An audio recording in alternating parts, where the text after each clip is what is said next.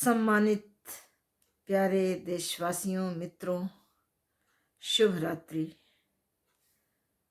और आज की महत्वपूर्ण तारीख 12 जनवरी एक ऐसी युवा तारीख है जब कोलकाता के पिता विश्वनाथ दत्त और माता भुवनेश्वरी देवी के घर एक बालक नरेंद्र नाथ दत्त का जन्म हुआ था, जिसे आज हम युवा सन्यासी स्वामी विवेकानंद के रूप में जानते हैं। और आज की तारीख हमारे देश में राष्ट्रीय युवा दिवस के रूप में मनाया जाता है, क्योंकि युवा सन्यासी स्वामी विवेकानंद की आज जयंती है। वो हमेशा युवाओं के प्रेरणा स्रोत रहे और उनका अमेरिका के शिकागो में दिया गया स्पीच, जो भारतीय सनातनी संस्कृति की और आध्यात्मिकता की वाहक रही है और उसके अस्तित्व को वहाँ पे प्रतिस्थापित किया। उनका यह ओजस्वी भाषण उस समय जितना प्रासंगिक था उतना ही प्रासंगिक आज भी है, हमारे भारतवर्ष के लिए भी है और विश्व के लिए भी है। इन्होंने जो संदेश दिए थे, संदेश में युवा जो हमारे देश के भविष्य के कर्णधार हैं, भविष्य के भारत के विकास प्रगति का दायित्व युवा पीढ़ी के कंधे पर है। उनके लिए अगर कोई प्रेरणा स्रोत है तो वो हमारे ये स्वामी विवेकानंद हैं। स्वामी विवेकानंद का संदेश युवाओं के लिए था ओजस्वी और बहुत ही महत्वपूर्ण संदेश था कि साहसी बनो, शक्तिशाली बनो, मगर विनम्रता से रहो।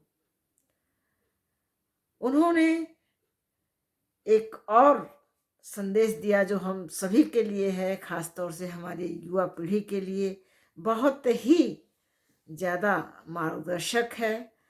उन्होंने ये भी कहा था कि जागो, उठो, चलो और तब तक चलते रहो जब तक तुम्हें अपने लक्ष्य की प्राप्ति ना हो जाए। तो ये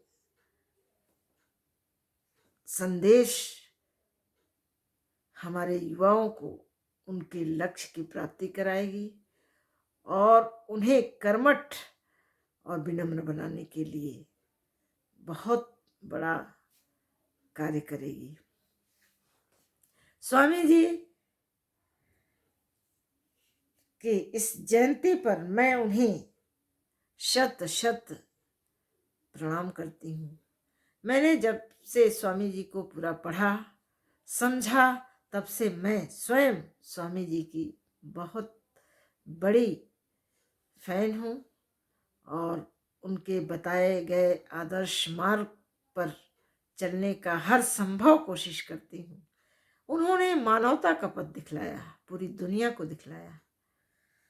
वो अपने आप में हमारे विचारों को, कर्मों को सशक्त बनाते हैं, ऊर्जावान बनाते हैं, क्योंकि हमारे कर्म ही हमारे फल के उपवन को लहलहाते हैं और विश्व में हमारे जीवन चमन को पुष्पित पल्लवित करके सुगंधित बनाने, उसको प्रसारित करने का कार्य करते हैं।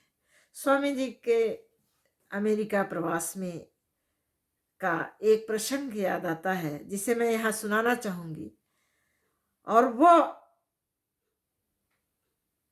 एक अलग प्रसंग है जो स्वामी जी को सबसे अलग करता है, उच्च सोपान पर प्रतिष्ठित करता है, उच्च फलक पर रखता है उन्हें। इस संदेश था कि जब उन्होंने अमेरिका में प्रवास किया था और अपना स्पीच दिया था, उन्हीं दिनों अमेरिका के युवक और युवती उनके बहुत बड़े चाहने वालों में से एक पूरी सूची बन गई। सब चाहने लगे। जितना ही उनका तिरस्कार हुआ था, उतना ही वहां आदर सत्कार होने लगा। और उसी समय उन्हीं दिनों एक युवती उनके पास आई और उनसे कुछ कहने की अनुमति मांगी। स्वामी जी ने सोचा और कहा कि ठीक है। उसने कहा कि स्वामी जी, मैं आपसे अपने दिल की एक बात कहना चाहती हूँ। स्वामी जी ने अनुमति दे दी। उसने बिना लाग लपेट के कहा, स्वामी जी, मैं आपसे विवाह करना चाहती हूँ। स्वामी जी थोड़ा हतप्रभ हुए, मगर तटस्थ और स्थिर रहकर मुस्कुराए और कुछ सोचकर पूछे कि आप मुझसे विवाह क्यों करना चाहती हैं? युवती ने कहा, मैं दरअसल आप जैसा एक पुत्र चाहती हूँ, इसलिए मैं आपसे विवाह करना चाहती हूँ। स्वामी जी सोचते रहे। कुछ क्षणों के पश्चात उन्होंने जो जवाब दिया आप सुनकर हैरत में होंगे और उनके बारे में एक अलग धारणा बनाएंगे। स्वामी जी ने कहा कि आप मुझसे बगैर विवाह किए भी मेरे जैसा पुत्र पा सकती हैं। युवती उछल पड़ी। उसने कहा, ऐसा कैसे हो सकता है? बगैर विवाह किए मैं आप जैसा पुत्र कैसे पा सकती हूँ? स्वामी जी ने कहा, पा सकती हैं। उसने कहा, कैसे? ऐसा संभव नहीं है। स्वामी जी ने कहा कि संभव है। आप संसार में सर्वोपरि स्थान पाने वाली माता का, पूजनीय माँ का जगह पा सकती हैं यदि मुझे अपना पुत्र बना लें। थोड़ी देर बिल्कुल खामोशी छा गई और इस जवाब की, अप्रत्याशित जवाब की आशा उस युवती को नहीं थी, मगर वह स्वामी जी की बिल्कुल अनुयायी हो गई। और इस तरह की घटना से हम सोचते हैं कि स्वामी जी में एक बहुत अद्भुत चरित्र अनुशासन की बात थी। युवा होते हुए भी चरित्र का अनुशासन का पाठ पूरे विश्व को पढ़ा गया और भारतीय युवाओं के लिए मार्गदर्शक के रूप में यह चरित्रानुशासन, यह कर्मठता और अपनी शक्तिशाली और होने का और विनम्र रहने का पाठ पढ़ा गया, जो हमेशा हमेशा प्रासंगिक रहेगा। तो मैं पुनः स्वामी जी के जयंती पर उन्हें कोटि कोटि प्रणाम करती हूँ। जय हिंद, जय भारत, वंदे मातरम।